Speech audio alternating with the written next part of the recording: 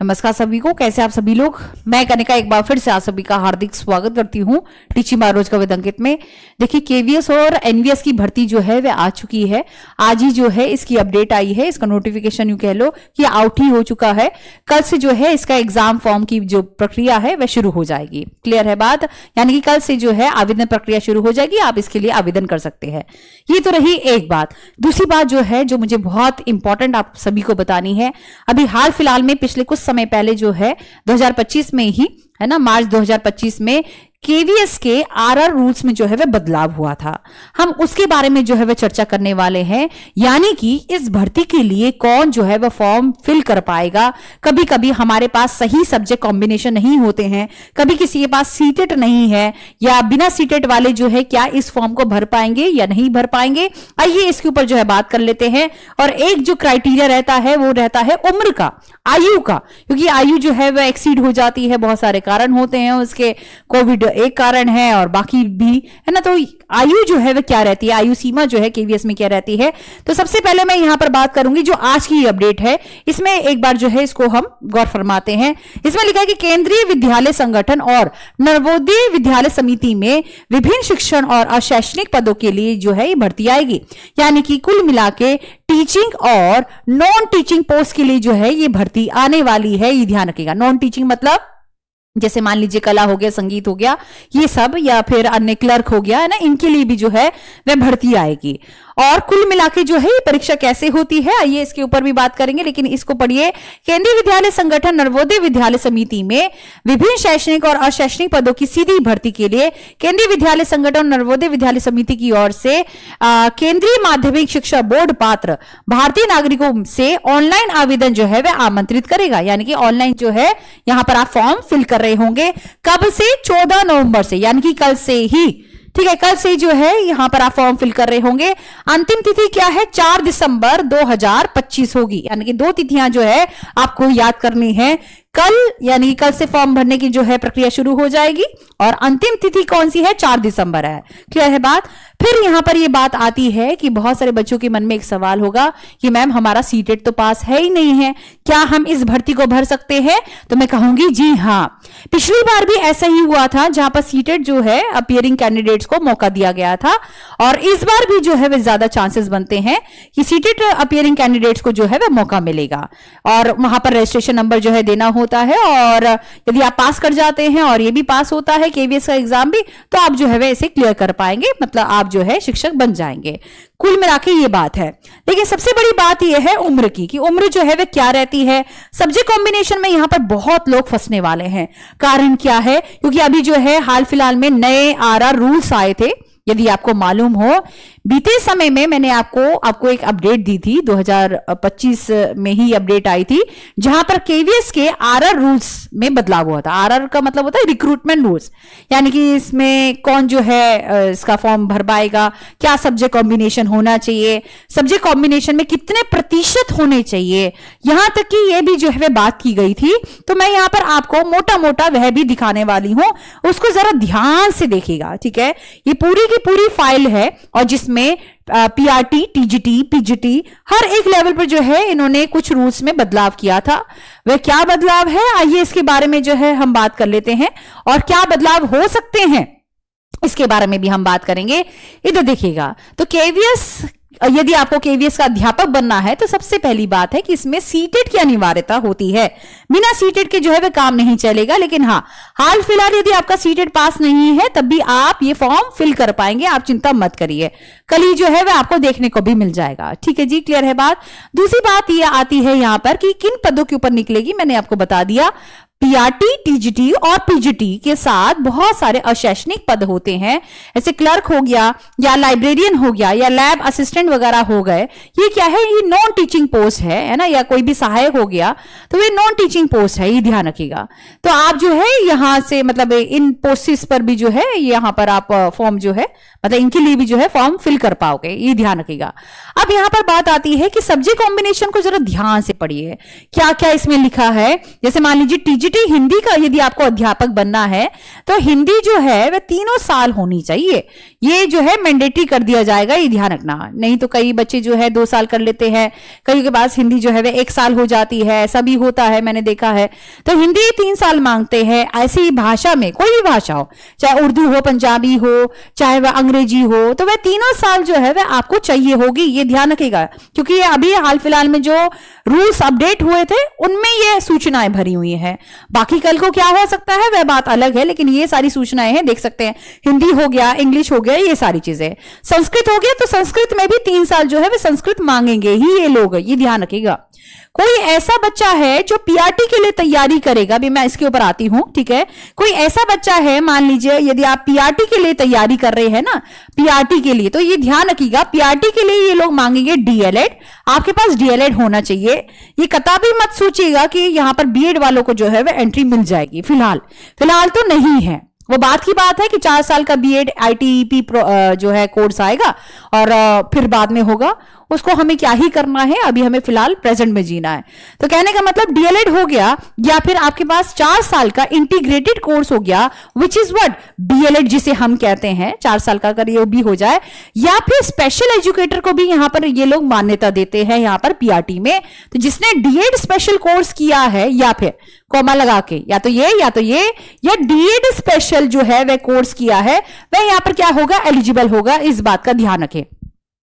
जो डीएड वाले हैं, जिन्होंने डीएड स्पेशल का कोर्स किया है, उनको 6 महीने का क्या करना पड़ेगा, 6 महीने का जो है वह डिप्लोमा करना पड़ेगा। एनसीटी का डिप्लोमा होगा, वह करना पड़ेगा, और उसके आधार पर ये लोग जो है वह इस फॉर्म को भर पाएंगे। और हाँ, सीटेड पेपर 1 जो है वह होना चाहिए, और अगर नहीं है तो आप भर दें और उसका रजिस्ट्रेशन नंबर जो है वह यहां पर मेंशन करेंगे, और साथ में सीटेड पास करना जरूरी है, नहीं तो आप फिर पेपर में ही नहीं बैठ पाएंगे। समझ में आ रही है? तो सीटेड पेपर 1 जो है, it is very very important for those who are applying for the PRT teacher. PRT teacher पता है ना कौन होते हैं?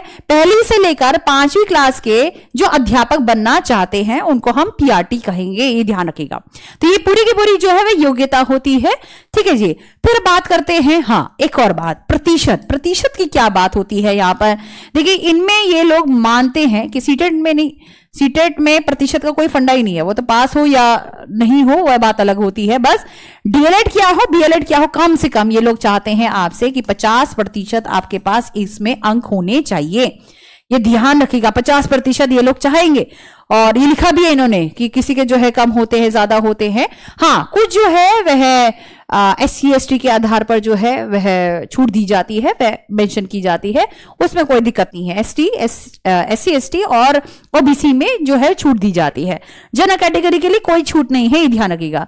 यदि मैं बात करूं टीजीटी में, तो टीजीटी में भी ध्यान रखिएगा, ये जो मैंने बीएड मेंशन कर रखे हैं ना सारी चीजें, इसके साथ ये लोग मांगेंगे कि ग्रेजुएशन में 50% होने चाहिए, ध्यान रखना। और इसमें भी जो जनरल कैटेगरी है 50% ये लोग मांग रहे हैं, ध्यान रखिएगा। बाकी कल आ जाएगा, पता ही चल जाएगा, लेकिन ये अभी इनका आरआर रूल जो है वह अभी हाल फिलहाल का है। तो मुझे ऐसा लगता है कि जानकारी तो जरूर होनी चाहिए, क्योंकि केवीएस क्या है, केवीएस के बारे में उत्सुकता बढ़ती है, फॉर्म फिल करेंगे, तैयारी करेंगे, तो वह सारी चीजें जो है फिर हमें पता ही होनी चाहिए।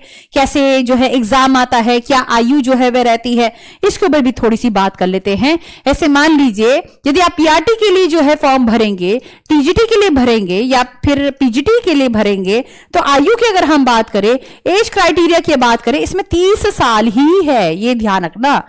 30 ईयर्स, इसमें 35 है, इसमें 40 है, और बाकी आपको देखने को मिल जाएगी, ध्यान रखें। मतलब इसमें SC ST के छोड़कर या फिर कोई एक्स सर्विसमैन है उसको जो है वह छूट दी जाती है। ये आयु का जो है बेसिक क्राइटेरिया ये लोग मांगते ही मांगते हैं। क्लियर है? किसी कोई जाति से है, जनजाति से है, तो वह बात अलग है, उसमें छूट दी जाती है, ये ध्यान रखिएगा। फिर यहां पर एक और बात है जो मुझे टीजीटी साइंस और टीजीटी मैथ्स और टीजीटी सोशल साइंस के ऊपर जो है बात करनी है।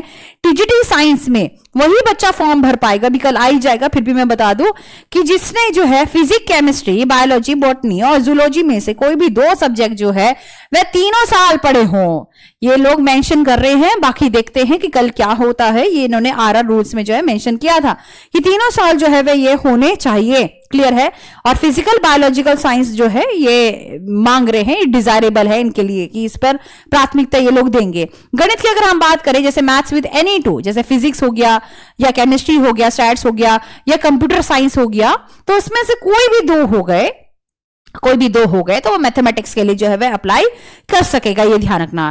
फिर यहां पर बात आती है टीजीटी सोशल साइंस। देखिए टीजीटी सोशल साइंस में ये लोग ज्यादातर यही चाहते हैं आपसे कि कोई भी दो सब्जेक्ट, जैसे मान लीजिए हिस्ट्री हो गया, इतिहास हो गया, भूगोल हो गया या अर्थशास्त्र हो गया, है ना, या फिर पॉलिटी साइंस हो गया, पॉलिटिकल साइंस हो गया, उसमें लिखा होता है कि इसमें से कोई भी दो का आप चुनाव करेंगे और इसमें one must be history and geography, यानी कि जो कॉम्बिनेशन होना चाहिए, जैसे मान लीजिए हिस्ट्री के साथ इको होगी, हिस्ट्री के साथ पॉलिटिकल साइंस हो गया, हिस्ट्री के साथ ही क्या होगी, ज्योग्राफी हो गई, या तो ये चलेगा, या ज्योग्राफी के साथ इकोनॉमिक्स होगी, ज्योग्राफी के साथ पॉलिटिकल साइंस होगी, या फिर यह चलेगा। समझ में आ रही है कि इसका मतलब क्या है, ये लोग क्या चाह रहे हैं, ये लोग आपसे कॉम्बिनेशन भी तो मांग रहे हैं और तीनों साल में पढ़ा होना चाहिए। कभी कभी जो है बच्चे ऐसे भी कर लेते हैं कि तीसरे साल जो है वह सब्जेक्ट ही चेंज कर लेते हैं, ऐसा भी होता है। फिर यहां पर जो आएगी दिक्कत है। बाकी फिर भी हमें क्लैरिटी जो है वह तभी पता चलेगी जब ये मैं अभी का आरआर रूल्स के आधार पर जो है बता रही हूं, और यदि वे इसको जो है वे ध्यान में रखते हैं और वैसे इसी को ध्यान में रखेंगे, ये ध्यान रखिएगा। क्लियर है बात? तो कहने का मतलब ये है कुल मिला के कि केवीएस का जो एग्जाम पैटर्न होता है वह एग्जाम पैटर्न भी कैसे होता है मालूम है?